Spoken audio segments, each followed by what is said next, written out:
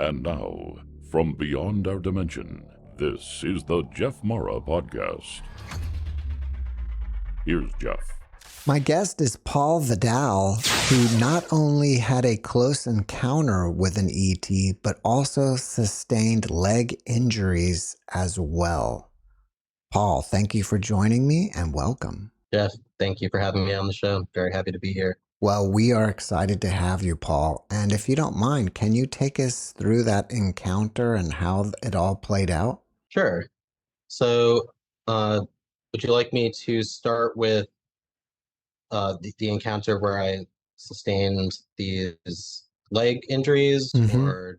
Yeah, Okay. I think it's amazing, and especially since we have pictures of it. Yeah, sure.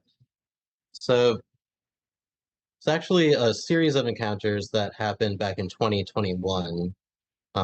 Prior to that, I had had some profound experiences that maybe we can get into down the line. But what happened here was, so I was living in northern New Jersey at the time. I was actually visiting my mother here in New Jersey.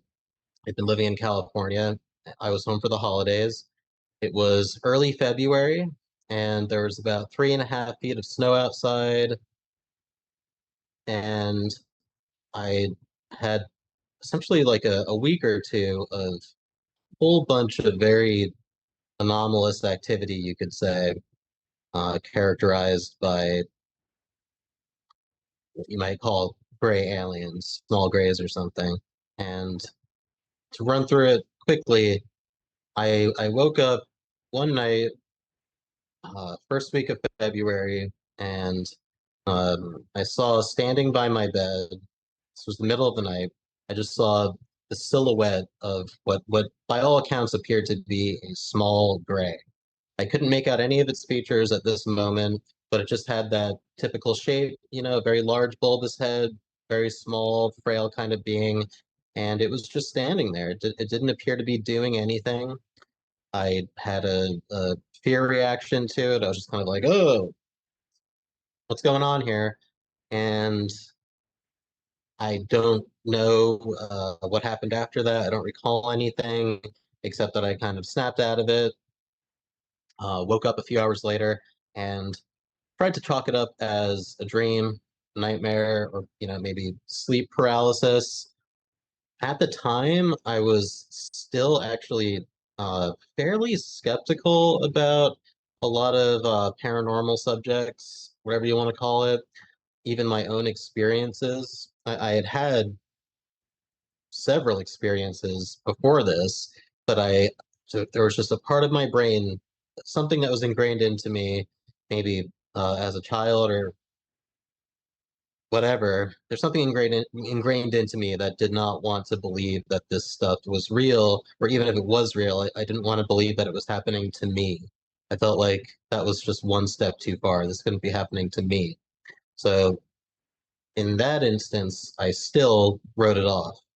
But then what came next was probably like the threshold that threw me over that line and convinced me that there was something very real happening to me. So 2 days after I saw this silhouette standing by my bed, I had a completely dreamless sleep, which might not sound unusual to most people, but for me is actually extremely unusual. I'm a very active dreamer. I dream literally every single night, almost without exception. I very vividly. I'm a very lucid dreamer. Much of the time, I keep a dream journal, especially back in those days. And so to have a completely dreamless sleep was a little bit strange. And then what was even stranger was that I woke up on this morning, and I instantly felt this pain in my left leg. And the first thought that came to me was, oh, I must have pulled a muscle in my sleep. I must have had a cramp or something. Like that can happen at times when you're sleeping. Maybe you stretch a little too far, and then you're like, ah, you get a Charlie horse. And I kind of assumed that that's what it was. But even then, I was like, it's a little strange though, because whenever that happens, I always wake up because it's so incredibly painful. for a few moments, those kinds of cramps. So for a few minutes, I wrote it off as that, and then I went to take a shower. I was getting dressed and happened to glance down at the back of my leg. It's kind of in an area that's difficult to see. I sent you the picture. You can show it to the audience. I glanced at the back of my leg and I saw this line of 8 small marks, what appeared to be like puncture wounds on the back of my leg. And I was just like, whoa, what the heck is that? And I was visiting my mother at the time. I walked over to her. She was in her office doing some work, and I put her aside. I was like, check this out.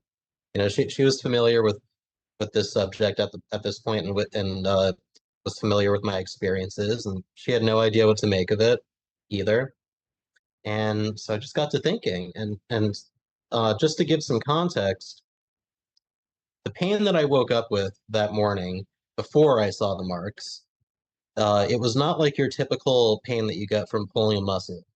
What I can compare it to most closely was like an intramuscular injection, that such as you might get at a doctor. It was a pain that was inside of the muscle. It was like 2 inches deep into my leg. On the skin, there was no sensation whatsoever. There was no pain on the skin itself. There was no itching sensation, burning, nothing. And even the pain that was inside of the leg, it wasn't a throbbing pain or a constant pain.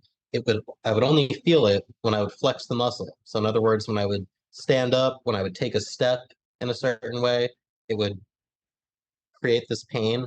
But otherwise, there was no sensation. And but that pain, it actually lasted for a full 2 weeks, which is, again, incredibly atypical of any sort of pulled muscle, any typical pulled muscle like that. Pain lasted for 2 weeks. The marks themselves are they're still faintly visible to this day. It's been 3.5 years since I got them. They left nearly permanent scars, although they are quite faint right now.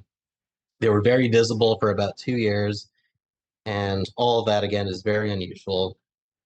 People will try to write them off as bug bites or a scratch that's healing, but that it's just not true. I've shown it to medical professionals. I've shown it to all sorts of people, and you can very clearly see when you zoom in and when you look at the other picture I sent to you, Jeff, of the marks after they healed for a few months, you can see that there is no laceration of the skin in between each mark. They are individual puncture wounds in a pretty straight line, very interestingly staggered, almost perfectly staggered with a certain pattern to it. And yeah, they just seemed like they were intentionally placed there for whatever reason. I don't know exactly why, but suffice it to say, it was a validating experience for me personally in terms of finally accepting the fact that I am experiencing something very real and very strange. Now, this happened the morning after you saw the ET in the middle of the night by your bed. I think it was 2 days after, I believe. Once you saw all those marks, did psychologically your world just start come crashing down that you had to accept that this is all real? Yeah, yeah. Like I would literally look at these marks and be like, these were placed here. Whatever this was, this operation, whatever it was done by something alien, for lack of a better term, something other. And I'm, that just completely shattered my worldview. I'm sure you've asked, why me? What have you come up with? I can't say for sure. One theory that I have is that it could have been a healing of some type because I, as it happens, I was having a problem with that leg for a few months leading up to it. Not just that leg, that specific spot on my leg. Um, well, it was the same area, but it was on the opposite side of the leg, my left calf. It was kind of like a twitch or a thump in that calf muscle, and it would just twitch occasionally throughout the day. I was starting to get really worried about it, honestly, and I was right on the verge of going to see a doctor when suddenly all this stuff happened and the marks appeared. And then the problem, whatever it was, instantaneously went away and has never appeared since. So it's possible it was some type of healing. Nonetheless, you still have to ask, why me? Why, if it is a healing at all, why heal me and not all the other people with problems in this world? And the best I can come up with is that it could be genetic. My mother was also an experiencer. She has since passed away, but she had experiences with the Greys, which she also felt were some type of healing or at least a medical examination. So it could be that. I'm really not sure. What's interesting to think about is that it's obvious that they left a mark on you. And I'm sure they know that you would know that it's obvious to you too. So is it possible it's also some sort of way of making contact with you? Yes. That's actually, I think, my number one guess. I'm so glad you said that. You pretty much read my mind. And Because I was doubting myself leading up to that, and then I never doubted again afterwards. And I will add that the next morning after these appeared, I woke up again, and this time it was in broad daylight, like 7, 8 in the morning. There's light coming through my blinds, and I saw a small gray, whitish being with big black eyes sort of zoom around my bed in like an L-shaped formation. It was already in motion by the time I saw it, so I only caught a glimpse of it for maybe 2 seconds, and it just went around my bed and either disappeared or went straight through the door. And the whole room was kind of vibrating and pulsating, or at least my body was vibrating when that happened, and it felt like a yet another reminder, like it just in case you weren't sure if the marking wasn't enough, we're going to show up one more time, so that you realize that this is real. are you still having contact today? Yes, although it has changed, but yes. In what way has it changed? It's changed in that I haven't had so many bedroom visitations. That's only in the past year and a half. I think my last bedroom visitation was in November of 2022, shortly after my mother passed away. And that was actually not an alien visitation. That was more of an apparition of some type. But since then, my experiences have evolved into something more akin to what you might call astral projection or an out of body experience. The very first time it happened to you, you had a fear reaction, and it may not even be controllable, but where are you at this point with that type of reaction? At this point, I think I've just finally come around to where I can almost uh, get through that fear reaction into something much more positive. That's very recent. I actually just last week, as crazy as it sounds, had my most recent experience, and that was the first experience that I had had in about 7 months. So it's not like this stuff happens to me every day, but it did so happen to occur last week. And my response then was pretty much for the first time was not fear at all. It was actually kind of a euphoria. I was checking out your Twitter and I noticed that you talk about astral projection, which you just mentioned, and I think you've kind of developed your own technique. Can you share that with us? Yeah, sure. I appreciate you asking. I think this will be the first time that I've gone really into my my technique on a podcast like this. So before I explain exactly how it works, I'll just very quickly describe what was my first really strongly impactful anomalous experience that I had, which I think is very much tied to all of this, especially the astral projection. So, rewind before the experiences I described from 2021, I had some experiences in 2018, one experience in particular, where I woke up in the middle of the night once again, and my bedroom and my bedroom was flooded with light. My door was partially ajar, and I could see through the door that the entire house seemed to be flooded with some kind of like amber colored light, sort of yellowish light. And I woke up in a state of, at first, just a state of confusion. I was like, what is going on? I didn't remember falling asleep. And I actually woke up in an armchair that I had in my bedroom at the time. I was staying with my mother once again at this time in 2018. And so I thought to myself, oh, I must have dozed off in this armchair, I guess. And so when I came to, I heard what sounded like noises coming from the kitchen, kind of uh like drawers being opened and closed, people talking, although I couldn't quite make out what they were saying, just kind of strange noises, like there was somebody in the house. And I started to become afraid. I was like, what the hell's going on? That sounds very unusual. And right when that thought occurred to me, the atmosphere changed, and I felt like whoever was in the house like became aware that I had woken up, like I wasn't supposed to wake up or something. And I somehow felt this presence, whatever it was, move toward my bedroom door. And I was waiting to see whoever they were through this crack in my door. And right when I felt like they had reached my bedroom door, all of a sudden, and prior to this, I was not paralyzed or anything like that. I was fully awake, not dreaming, not sleep paralysis, nothing like that. Right when whatever this was reached my door, all of a sudden, I both heard and felt in the same instance this insanely, deafeningly loud vibration come from behind me, sort of like struck me in the chest and began to spread throughout my body. It was both a noise and a sound.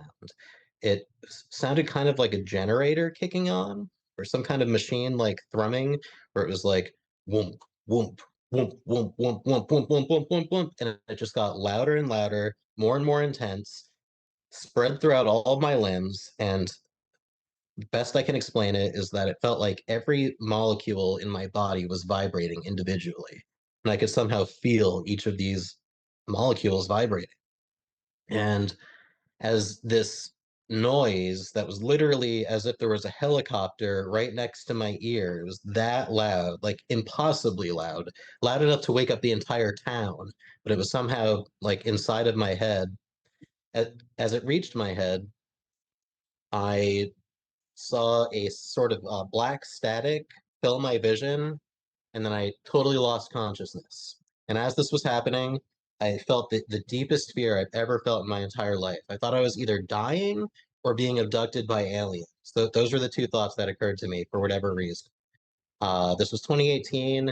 This was shortly after the New York Times article that came out in December of 2017 by Leslie Kane, Ralph Blumenthal, and Elaine Cooper. So the topic of aliens was on my mind, hence my thought that I might be getting abducted. Anyway, I lost consciousness, and then I woke up about 4 or 5 hours later. I was no longer in this armchair. I was now laying in my bed across the room, and I was laying like this, like a mummy or something in a sarcophagus. My sheet was like very neatly folded off of me in a kind of like the corner was folded off of me, and the button-up shirt that I was wearing was weirdly unbuttoned, exposing my chest, and I was just laying like this, and I faded into consciousness as if I'd been under anesthesia or something like that, and I just was completely dumbfounded. I had no idea what had just happened to me. So I wanted to share that because after that happened, that I really started to research the subject, and one of the topics that I came to was astral projection, Kundalini, awakenings, alien abductions, and things like that. And all of this kind of led to me uh, learning this technique that you mentioned, which I can go into now. Well, real quick, did you ever see or find out what that presence was? No, I never did. All right. Okay, so it was only after that where I did start to see grays, and there's other experiences like I described on Whitley Strieber's Dreamland podcast recently and elsewhere where you can hear about that. But so the astral projection thing, it's it's fairly simple, and I don't think that I necessarily developed it entirely on my own. My sense is that the experience that I just described kind of like opened a door within my soul, my spirit, my consciousness that stayed open. And as I began to have more experiences, maybe once or twice a year, I kind of learned to pay attention to those experiences and paid attention to what was occurring. And it seemed to me like a lot of these things were some type of out of body experience, and that the common thread between all of them was vibration. This is something that you hear about constantly within this scene. So I I began to research this subject, and I read about Robert Monroe. I tried the Gateway tapes a couple times. They never did much for me personally, although I do highly respect the work of the Monroe Institute. I would love to visit sometime, but my method was a little bit more is a little bit more intuitive, and I've only gotten better at it over time. So I began to practice this method, this protocol, a few years after the experience I just described, probably around 2021, after the marks appeared. I became very interested to see, if I could initiate this type of contact on my own, because up until that point, it seemed like something was being done to me, and I had no control over it. It was either a spontaneous event or there were external entities, aliens, ETs, spirits, whatever they are, that were taking me out of body, doing physical things to me, at least on one or two occasions. Uh, but in any case, interfacing with me against my will, you could say. Although I'm not quite sure how that works. So I wanted to create a more of a sense of reciprocity with these entities. I wanted to have more of a reciprocal relationship. So I began to study these techniques, and what I developed is, I guess, a five-step protocol that I can run through right now. So the the first thing I'll say before going through the five steps is that it's very helpful if you want to practice this stuff. It's helpful to keep a dream journal, because that will make you just a little bit more aware of the different states of consciousness that we go throughout our day and when we go to sleep and everywhere in between. A lot of this stuff is just about recognizing those different states of consciousness and then sort of threading the needle so that you can achieve a state that you might call um, mind awake, body asleep. I want to be very clear that your mind is awake. You are fully conscious during these experiences. And when you initiate them, you are awake. And when they end, you are still awake. Your body might go to sleep, but it's a fully waking consciousness event, I would say. So with that said, if you keep a dream journal, it's helpful. So the first step is to set an intention to astral project. Even if you don't know what that means, if you just kind of tell yourself on a daily basis or multiple times throughout the day, if you just tell yourself, I want to go out of body, I want to astral project, even if you don't know what that means, your subconscious will kind of internalize it, I believe, and eventually things might happen. There's something called the no method of astral projection, and that's kind of where I think that comes from. Where you can just will yourself to do it. So the first step would be setting the intention to astral project. And then the second step is more specifically set an intention to be very aware of the exact moment or the minutes after you wake up in the morning or whatever time you wake up. You can do it after napping if you want. And rather than getting out of bed, getting up and going about your day, whatever it is, if you can, try to remember to just wake up and lay perfectly still and essentially try to relax as much as you possibly can. If you have to use the bathroom, that's okay, actually. I would just recommend, do that as quickly as possible. Keep the lights off in the bathroom if you can. Don't look at any screens or anything. And when you're done, just lay back down and relax. So the third step, once you've relaxed, is to meditate. Whatever meditation means for you should work.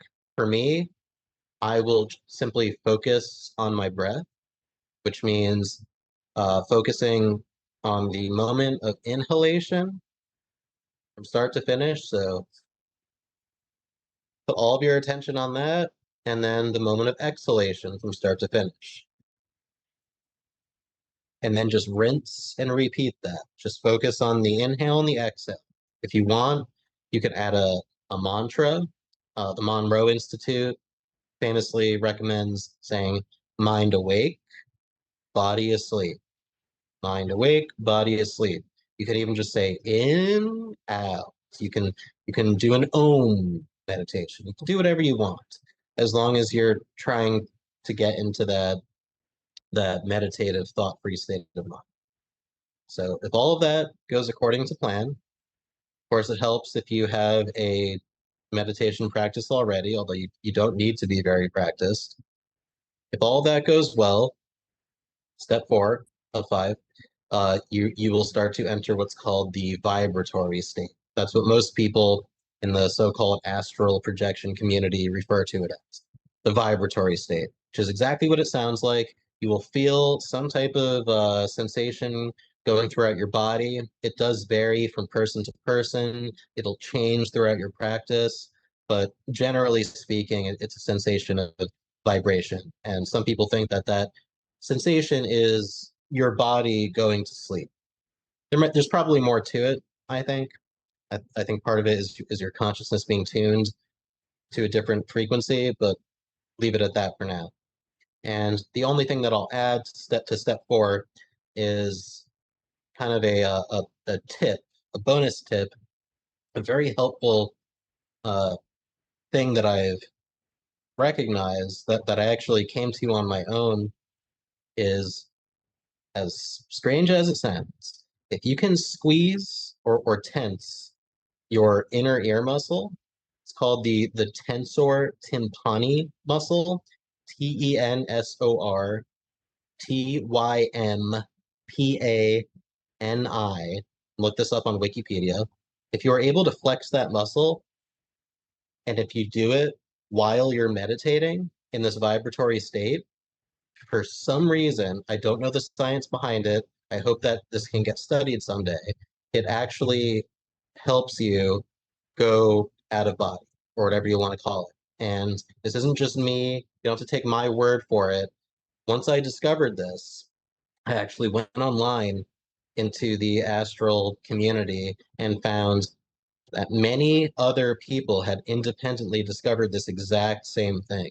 That's actually how I even learned the term tensor tympani. I had no idea what that was until investigating this aspect. So that's just a little bonus tip.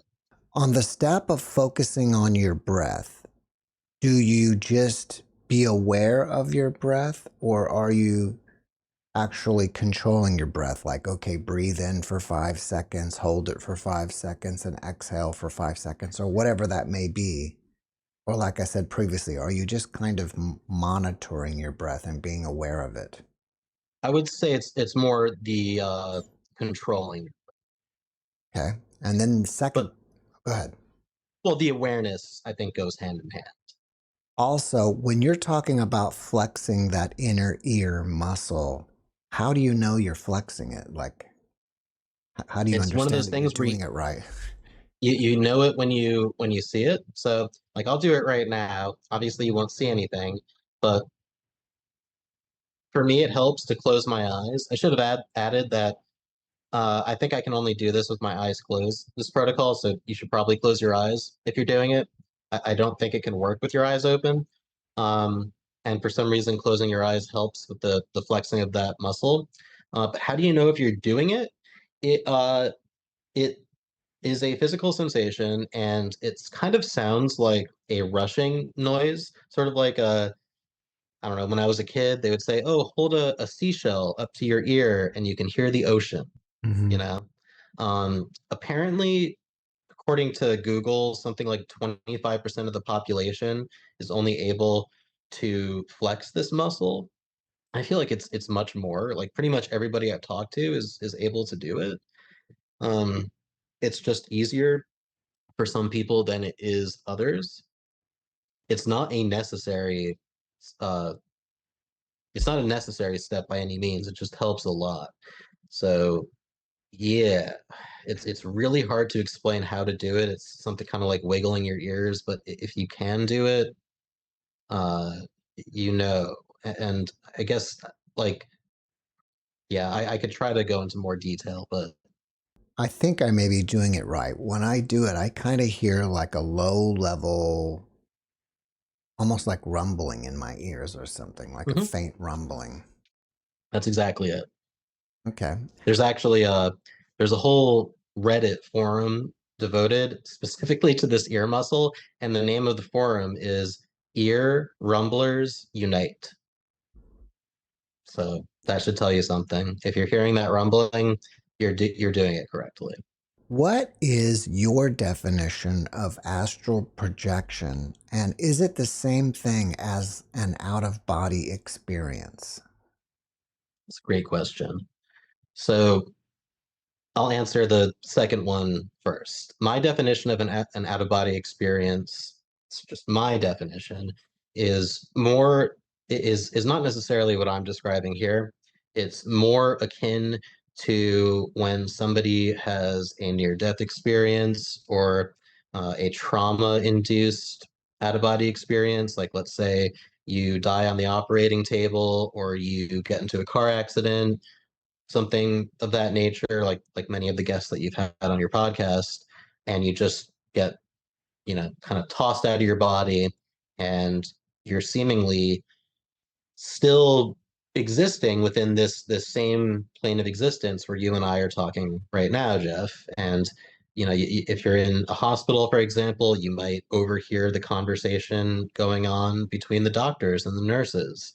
You might float next door and see what's going on there.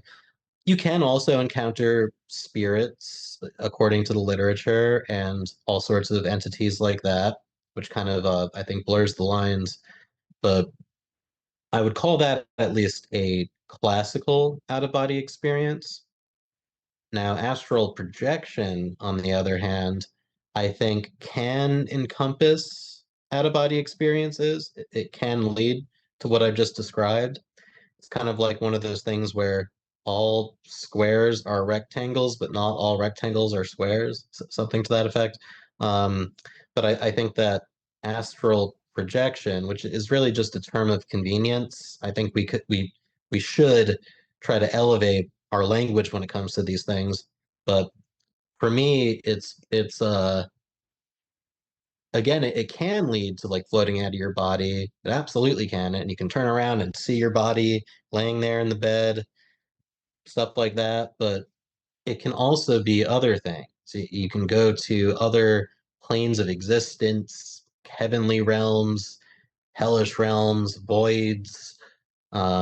It can be more visionary in nature to where you don't necessarily have an etheric body, but you are still visualizing and interfacing with other, yeah, other realms of existence, other frequencies, other entities. I think there is not a solid line between these things. It's a little bit of a blurry line. So it's hard to perfectly answer that question, but I hope that was helpful at least. Many people I talk to about astral projection and out of body experiences comment that you have to overcome your fear to be able to do it. Is that within your procedure to do this as well? Yes, 100%. That's one of the most important uh, processes that you'll go through is, even just the vibrational stage itself can be very, very scary. And until you overcome that fear, you're not going to really get anywhere. In your opinion, what's the best way to overcome it? Practice, just doing it repetitively. Eventually, your body will get used to it. Your etheric body, your physical body, your spirit. You will get used to it. You will it's kind of like when you're on a roller coaster and your brain and body thinks that it's going to die, but if you ride a roller coaster enough times, you can get over that. I don't know. I don't ride roller coasters, but I assume that's how it works. So I think it's just something that you get used to, and if you just kind of assure yourself that you're going to be okay, and especially if you try to ask for protection. I think that's really helpful too. And that's part of the intention setting. So like as you're setting the intention to do this stuff throughout your day or the days leading up to when it happens, ask for protection. And then when it actually is happening and you're going through the vibrational state, this is the last step I was going to get to. You're going to set another intention. And that intention should very much include protection, interaction with only positive entities that have your best interests in mind and so on. And yeah, I think all those things combined will help you get over the fear. Can you share with us some of the most impactful travels that you've had while doing this? Yeah, sure. So I'll just say the final step, once you pass through that vibrational state, from there, it's like the world is your oyster. You just set an intention, and you might not get what you asked for, but nonetheless, that intention will very much color the nature of your experience. So if your intention is, let's say, I want to I want to meet my spirit guides.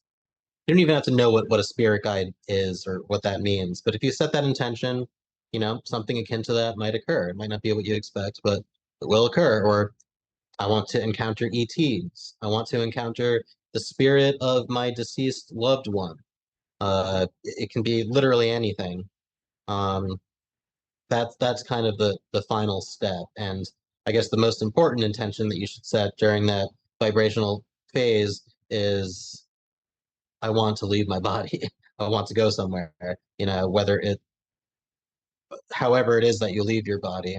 And for me, I'll usually, the best way I can say it is I will try to roll out of my body without moving my body. Makes no sense. It's counterintuitive, but that's just how it works. So I'll kind of just kind of literally like move my body like this.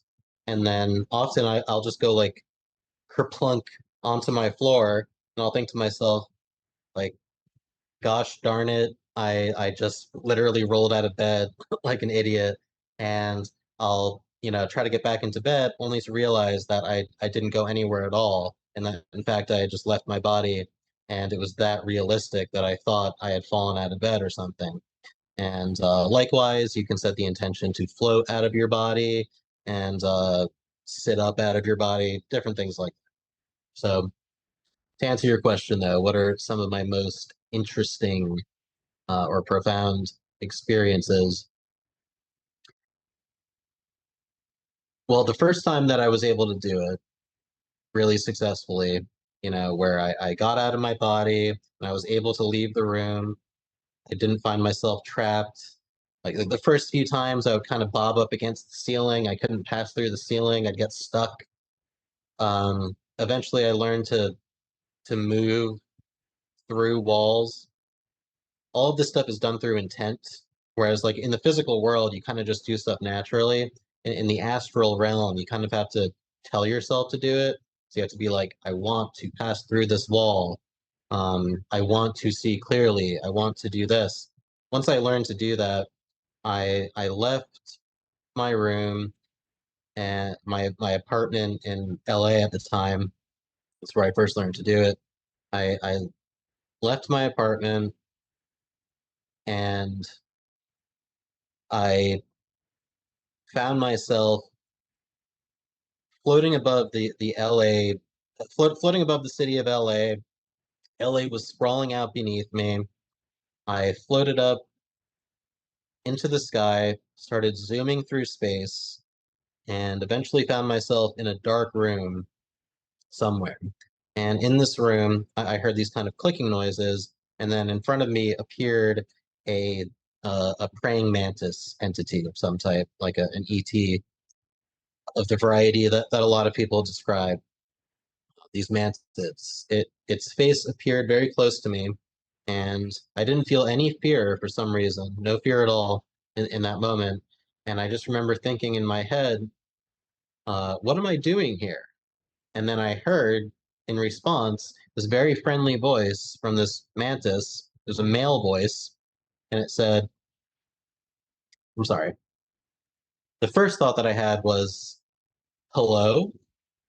And then in response, I heard this very friendly male voice from the mantid, and it said, hello. And then I said, what am I doing here? And then the mantid said, well, we saw that you were here, and so we thought we would show you around. And I heard that word we, and yet I only saw this one entity. And so I said, we? Are they here? And somehow intuitively I knew that they were the Greys. And the being just said, yes. And then I turned my eyes down and I saw at either side of this mantis were two small Greys. They were just kind of standing there looking at me. And at that point, I became afraid. I felt my heart rate increasing. I, and then the experience kind of started to destabilize because I was losing that intent. And as I was fading out, the mantis just said, goodbye, Vidal. And I zoomed back into my body. Wow, that's amazing. When you're out astral traveling, is the experience dreamlike or is it just as real as waking consciousness is? Um, I would say that it's almost realer than waking consciousness. And this is something that a lot of people report. That there's just a sense that this is realer than real. It feels very comfortable, almost euphoric at times when you get through that vibrational stage. I compare it to like diving into a really nice pool of water or something where it's like, oh, I'm no longer stuck in this clunky body. I can finally move around the way that I want to. Um, sorry, can you repeat the question? Well, I think you basically answered it. I just wanted to know if it was real, like Oh yeah. waking consciousness, or if it was dreamlike. Okay. It is. I will say this. It is dreamlike in the way that you're not just entering into this exact same kind of physical realm where you and I are talking. Like back when I was describing the sort of classic OBE, it's not like you're just floating around and seeing this world, although you can do that to an extent. Oftentimes, though, it'll start out that way. You'll leave your body, you'll be in your regular bedroom, it might be identical. It might be mostly identical. Sometimes the furniture is a little bit different. The light's a little different. I have two cats. Sometimes I'll see the cats and like they're a little bit larger than they seem in real life. Just strange little changes like that. And then when I'll exit my home, sometimes I'll just go to a different place entirely. Like I'll go outside and it's like this isn't what the outside looks like.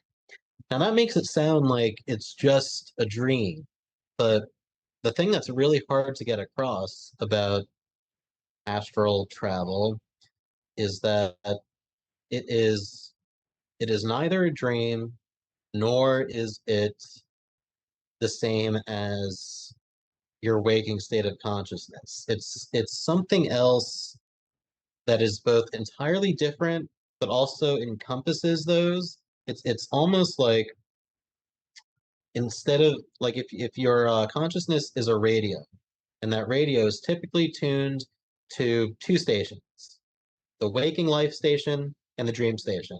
Those are like the two that we typically occupy. When you astral project, you are given access to an infinite range of stations. Now, with that said, it's also different from lucid dreaming because my definition of lucid dreaming is when you become aware that you are dreaming and you gain full control over your environment to the point where you can will anything into existence. You can create entities, you can make them go away, you can fly around, do this and that. You have total control over the experience. Astral projection, you don't have total control.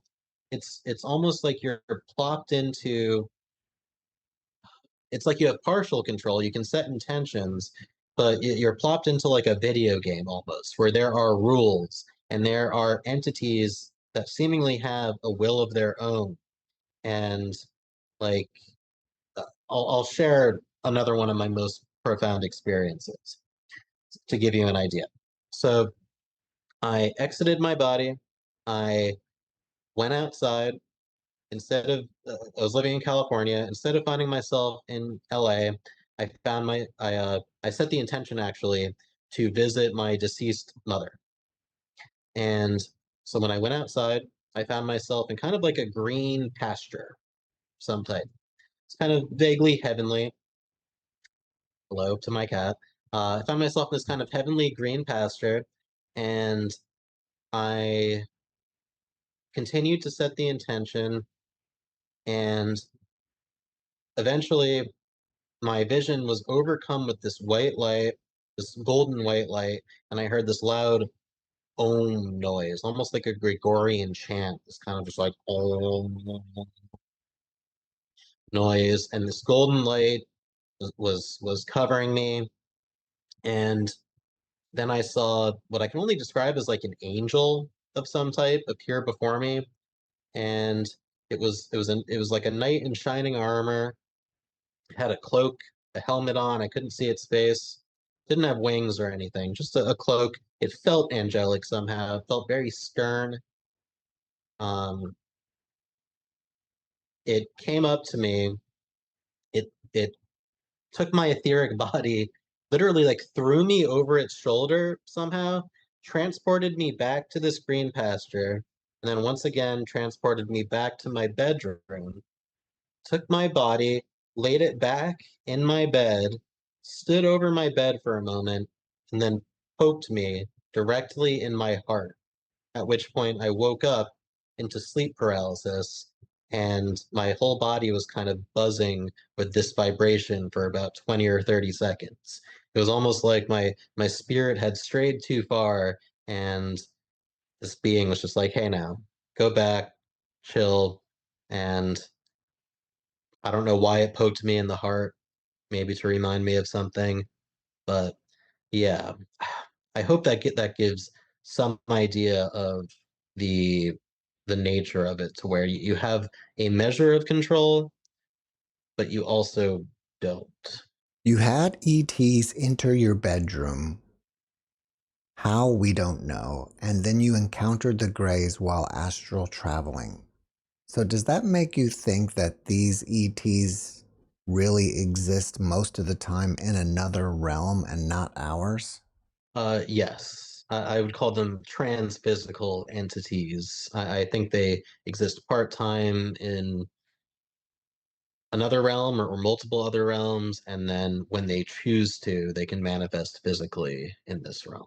If we go back to the article with Leslie Keene and the others, they're talking about ETs with ships, and that kind of seems a little bit contradictory to the existing in another realm theory, unless they're using the ship to actually travel in between realms. Have you thought about that? Oh yeah. I think that the same could still apply to the craft. You often hear the craft described as an extension of the ET's bodies as well, almost like they're connected to the craft. Um, I almost think of crash retrievals sometimes as like in New Jersey we get these June bugs. They'll come out in June, they'll shed their skin, and they'll leave behind a little exoskeleton that you can just, see. It's like a little perfect replication of their bodies. I almost wonder if that's kind of like what a crashed UFO is. It's like the leftover exoskeleton of a non-human intelligence. It's just my idea. But regardless, the way that these craft are described as uh, traveling and traversing our planet, you almost never hear about them like moving from, let's say, one state of the US to another. They appear, they do move, but they, generally speaking, they'll appear and disappear. And I think when they're doing that, they are traversing these metaphysical realms. So, what do you think the benefit is of astral projecting? I think the greatest benefit, I think there are multiple benefits. I think it's great to learn that you are more than your physical body. First of all, just gaining that realization on a visceral level is extremely important, and it's been extremely important to me in my own personal life. I grew up in a pretty secular household. I have many religious cousins and extended relatives, but that was just never really part of my life growing up. And so when I started to have these experiences, and then especially when I started to learn these astral travel techniques, it just became very apparent to me that there's a lot more to us than our physical bodies, that there's a lot more to this existence than the physical world. And that to me just made it enchanted my life a little bit. It lended some meaning to my life. I think it's really unfortunate that so much of the world, especially the Western world, kind of convinces us that there's nothing else to this than matter, nothing else to it than material goods, and then when you pass on, that's it, it's lights out, and there's nothing more. And so just that alone, learning that consciousness is a continuum and that it absolutely can and does continue without the need of a physical vessel, is hugely important in my opinion. And then secondly, lastly, I think another great value to this stuff is when you practice astral travel and you learn to use your etheric body, if you want to call it that, and you learn to interface with other entities at times,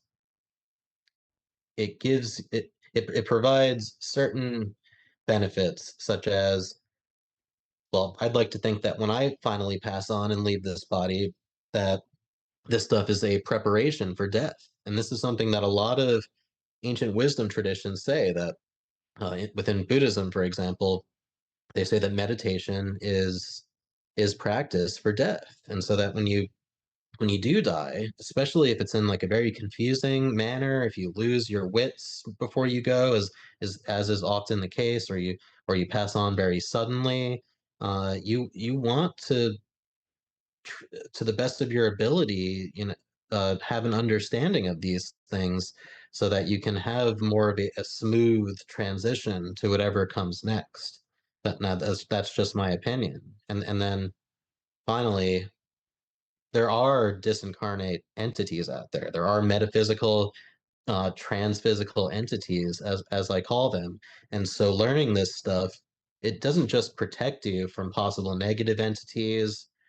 It allows you to have a more reciprocal relationship with any and all entities that are out there.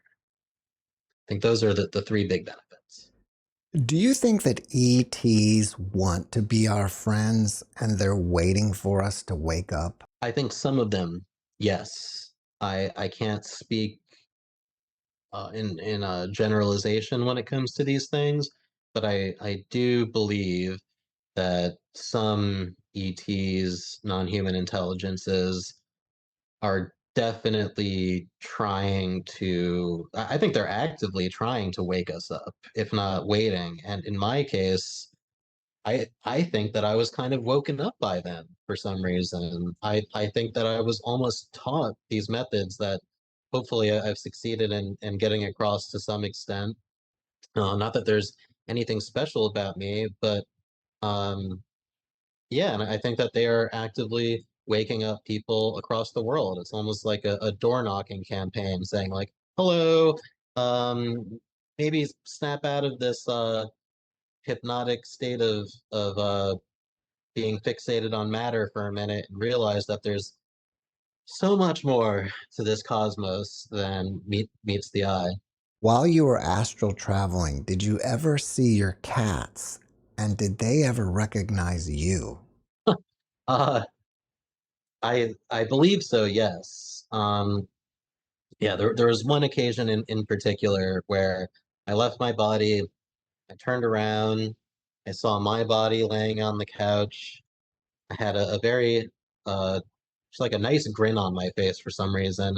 And I looked over at my cat, like sort of an orange long-haired tabby sitting over here, and he, like I mentioned earlier, he seemed larger than he normally does, and he also had kind of like a strange grin on his face. I guess cats always kind of look like they're smiling, or often do, but he just seemed very zen, is the way I'd put it, like a Zen Buddha cat.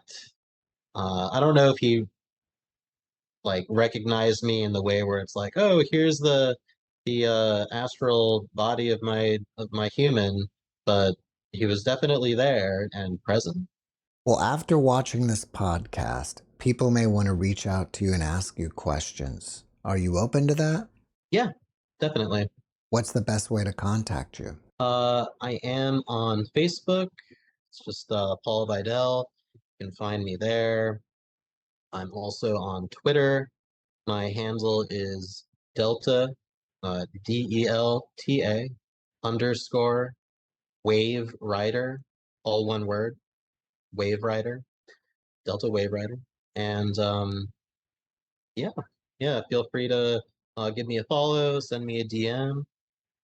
I'm happy to talk about all of this stuff anytime, especially if you're interested in practicing any of this astral travel stuff, because I'm really anxious to connect with people this way and to see if others can practice these techniques, because I've only met a few people in offline or online who have similar practices to mine. Do you have anything that you're working on that you want people to know about? Um, I am involved in some very exciting projects at the moment. If you are into the UFO or ET topic, you very likely might see me um, in some upcoming film projects. I have also recently become associated with the John Mack Institute, um, just as a subject or a volunteer. But I'm looking to hopefully do some more work with them in the near future. As far as my own projects, I have some stuff that I'm working on. I'm hoping to get a website going soon, but for the time being, it's just me. Well, before we wrap it up, can you leave us with one last positive message? I believe that we are a lot stronger than certain figures would like us to believe. I think that if you really put yourself out there, if you exude positive vibrations, good things will come to you. Like attracts like. That does not mean that negative things won't happen to you if you're a positive person. But at the very least, if you practice meditation, if you practice manifestation, and you learn to get in touch with your true self, with your intent, your subconscious, all of that, there's no end to the things that you can do. And that includes interacting with aspects of your soul, your consciousness, and even other entities that are out there all the time, I believe. So yeah, you're stronger than you think. Paul, thank you for your message, and thank you for being my guest. Thank you, Jeff. It's great being here. It was great having you. Thanks for watching the JeffMara podcast. I really appreciate you. Another way to show support is through YouTube memberships. And if you do, there are loyalty badges and other perks depending on your level of membership. All you need to do is click the join button underneath the video to find out more. Thank you for your support.